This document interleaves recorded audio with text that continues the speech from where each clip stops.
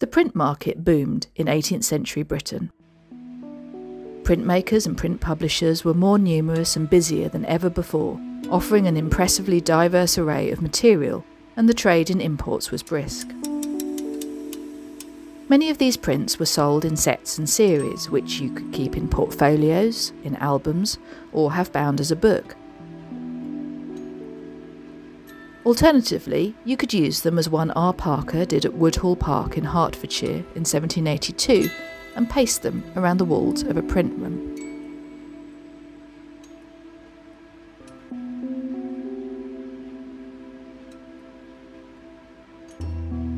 So this is the Abbé de Saint-Maur's Voyage Pittoresque of Naples and Sicily, and Rumbold's Attorneys subscribed to this publication in 1778.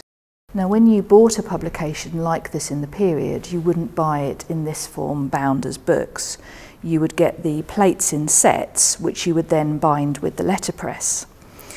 But Parker used these prints very differently at Woodhall Park. So on this page, we've got the Temple of Venus, actually a Roman bathhouse, and then another image of the tomb of Virgil, which was a very popular tourist attraction in the period, although it was already in question as to whether it was actually Virgil's final resting place.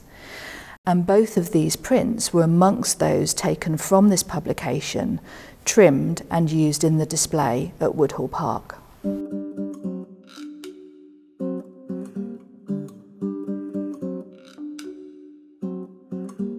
Once the prints for a print room had been selected, they would then be trimmed, whether just around the image or to a shape.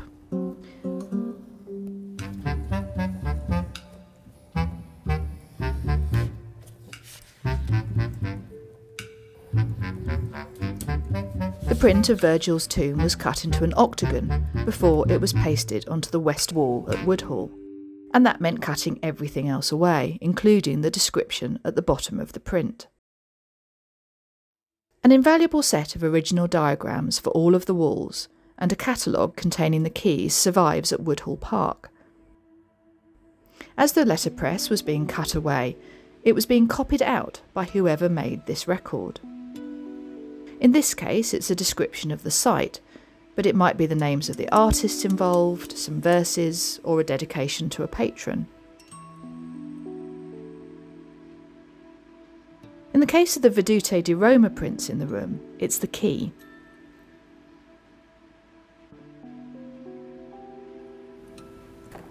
Giovanni Battista Piranesi, the artist, would include small numbers in his views of Rome, with a key below so the viewer could identify the buildings and the objects shown, as well as read some historical information and opinion.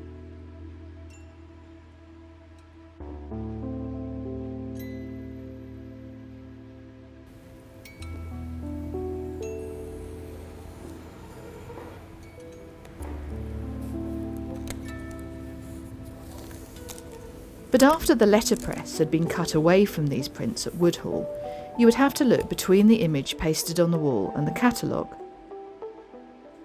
A print that's fundamentally intermedial, featuring both text and image, has become fully a picture.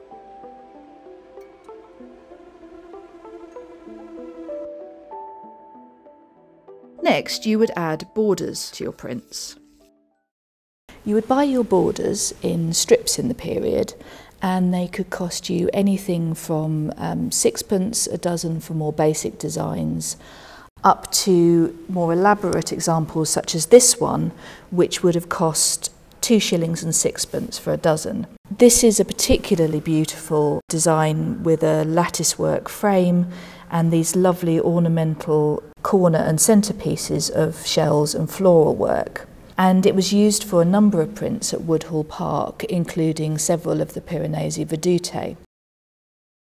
It was published in October 1758 by François Vivarais, who was one of the most prolific creators of material for print rooms. So all of this is material created by Vivarais' firm. Framing seems like a simple process, but the Woodhall Park print room shows you how creative someone like Parker could be with these borders. You could use a complex border whole for large prints,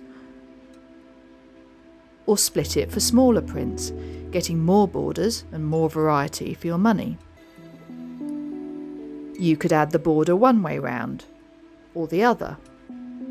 You could dress it up with added corners. You might cut out some of the internal elements or trim around the edge.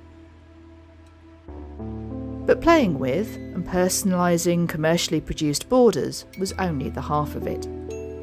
You could also dress up a print room display with trophies, swags and festoons, and you could mix and match, collaging elements together.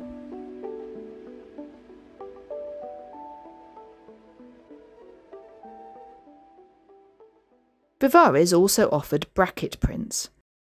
One of his most striking brackets was an eagle design published in 1763, decorated with acanthus leaves and acorns.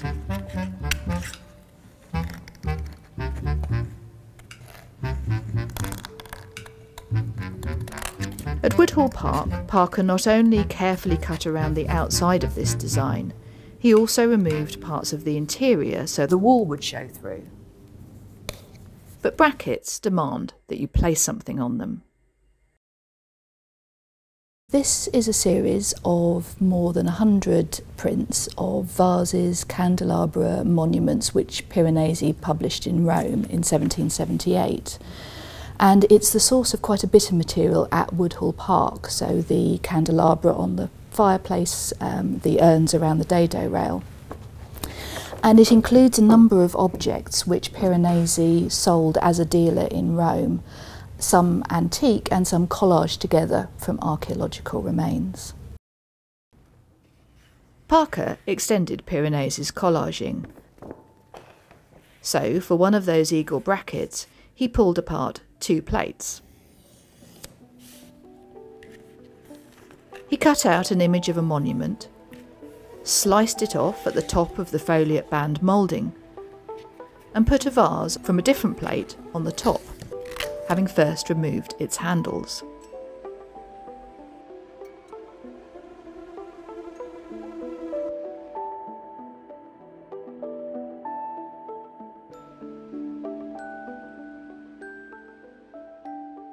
This is another of the publications used extensively at Woodhall Park. It came out in Rome across the 1770s and was a major publication project to document the second floor loggia at the Vatican, decorated by Raphael and others in the early 16th century. And you can see how, to get in the necessary detail, the publishers split each bay of the loggia across 2 plates, which you could then stick together if desired. Parker made the most of these building blocks. He used single plates to create the paper pilasters articulating the alcoves on the south wall, but he put together 4 plates to create those really tall pilasters around the rest of the room. He trimmed the base off the upper pilaster and the capital away from the lower pilaster so they could run fairly smoothly into one another and seem, at first glance, to be a complete architectural feature.